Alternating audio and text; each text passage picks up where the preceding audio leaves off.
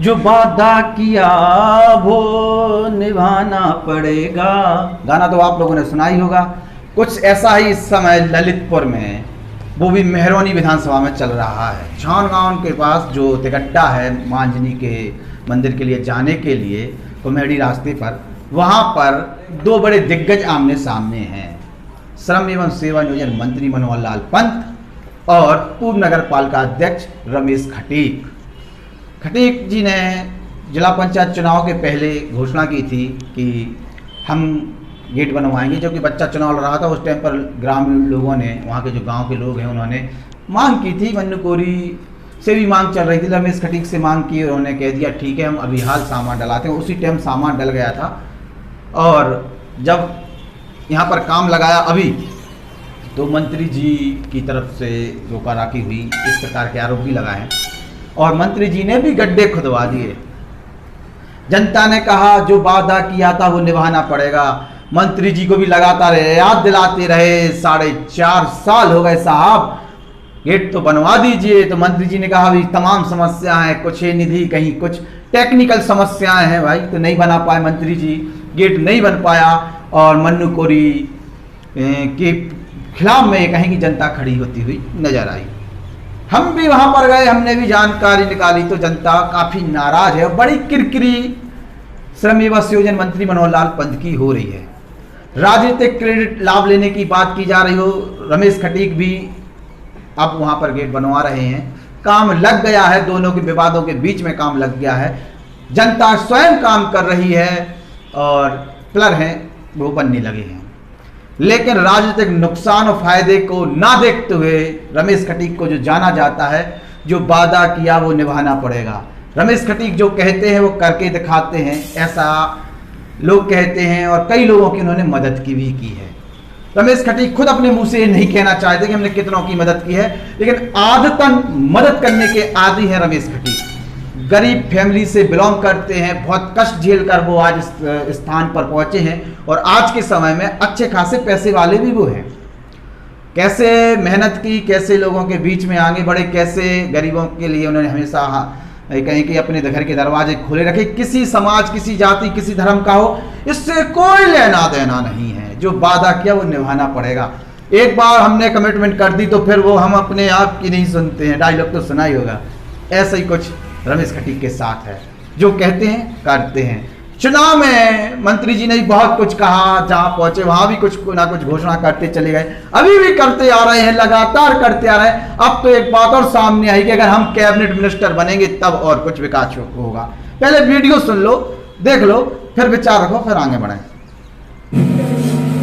इन्होंने अभी ये बता नहीं तो ये रोड भी डल जाता, ये स्कूल का विद्यालय का रोड भी डल जाता और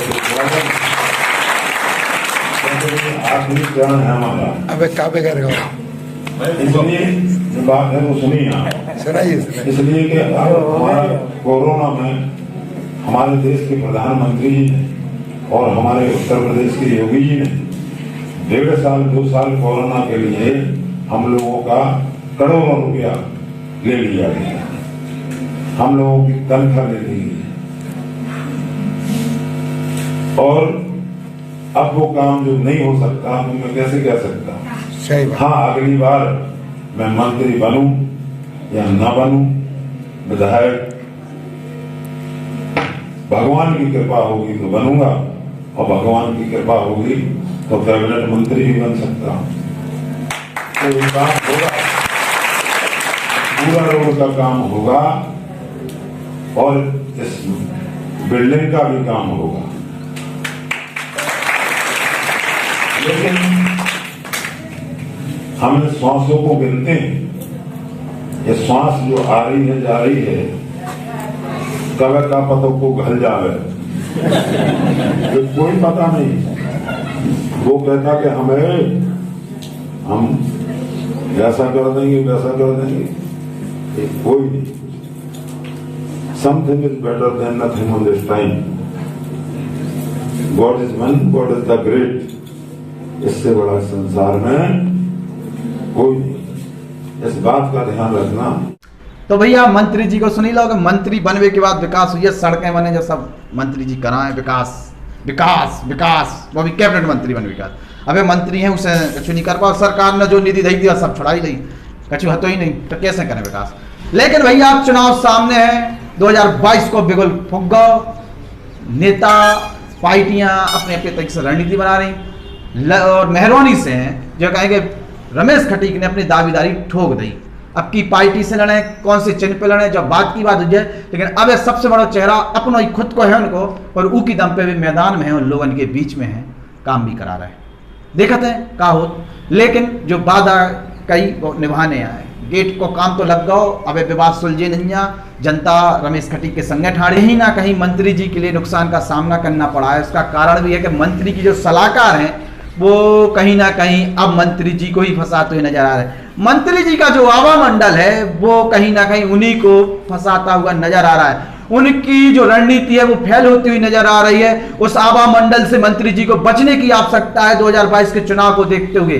जिस प्रकार से मंत्री की किरकिरी हुई है, एक तरफ राम मंदिर के नाम पर सरकार प्रदेश में सरकार बनाती है और बीजेपी का एजेंडा राम मंदिर है, जिस राम मंदिर के लिए बीजेपी ने अपना सर्वस्व न्यौछावर कर दिया और अभी भी कहते हुए नहीं थकते हैं कि हम राम मंदिर बना रहे हैं। ऐसे में आप सोचिए, राम भक्त हनुमान की माता का जो मंदिर वहां पर बना हुआ है, उनके प्रवेश द्वार के लिए अगर कोई बीजेपी का नेता ही सामने आकर अड़बंगा लगाए तो क्या कहेंगे? जनता बहुत विरोध में हो गई, वो मैसेज भी बहुत गलत गया है। उनके सलाहकारों को समझाना था कि मंत्री जी अगर ऐसा होता है तो कहीं ना कहीं गलत होगा, धार्मिक मुद्दा है। खुद बीजेपी के बड़े बड़े नेता इस मुद्दे पर बोलने के लिए तैयार नहीं हुए कैमरे पर। उन्होंने कहा धार्मिक मुद्दा है, मां अंजनी का मुद्दा है, भगवान श्री राम के भक्त हनुमान का मुद्दा है, हम नहीं बोलेंगे। जो बनवा रहा है वो बनवाए, जिसको जो बनवाना है वो बनवाए। वहां धर्मशाला की भी मांग उठ रही है, मंत्री जी बनवा सकते हैं, अगर गेट की जगह अगर धर्मशाला बनवाए तो और अच्छा होगा फिर। लेकिन जो किरकिरी हो रही है उसको डैमेज कंट्रोल रोकने की बहुत आवश्यकता है। चुनाव में उसका नुकसान भी झेलना पड़ेगा और उन लोगों को मंत्री जी को तत्काल रूप से अपने अगल बगल से हटा देना चाहिए जो मंत्री जी की कटों में लग गए हैं। ये कहें कि भीतर घात होने वाला है मंत्री जी के साथ और होने लगा है। बीजेपी के बड़े बड़े नेता मंत्री जी के पीछे पड़ चुके हैं और वो चाहते कि मंत्री की टिकट कट जाए, और जब मंत्री की टिकट कटेगी तो किसको मिलेगी वो आप लोग सब समझ सकते हैं, किन के नाम उछाले जा रहे हैं, चर्चाओं में हैं।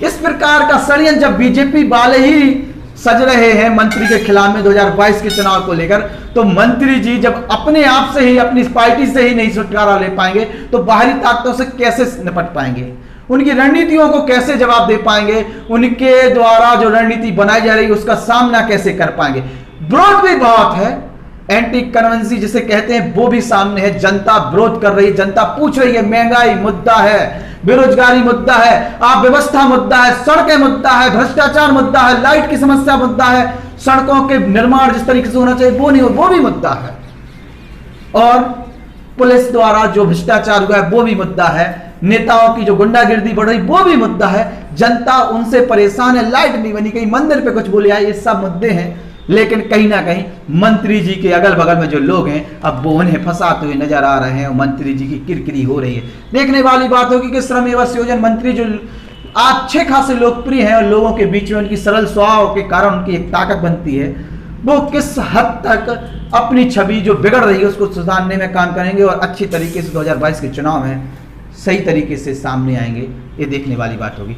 आपका क्या कहना है, कहाँ किसकी गलती है, रमेश खटीक की गलती है या मन्नू कोरी की गलती है? क्या मां अंजनी प्रवेश द्वार राजनीति का भेंट चढ़ता हुआ नजर आ रहा है? क्या राजनीति हो रही है? जब मन्नू कोरी ने पहले कहा था कि हम गेट बनवाएंगे तो अभी तक 4.5 साल में क्यों नहीं बनवाए? जनता भी पूछ रही, हम भी पूछ रहे हैं, और रमेश खटीक ने 4 महीने जो बोला था वो करने के लिए तैयार है, सामान पहले ही डलवा चुके थे, आरंभ हो चुका है गेट। इन दोनों के विवाद में मां अंजनी द्वार गेट बन ही जाएगा, कैसे बने लेकिन बन ही जाएगा, चुनावी मुद्दा तो बनता रहेगा। जय हिंद, जय भारत, सेफ रहें, सुरक्षित रहें, घर पर।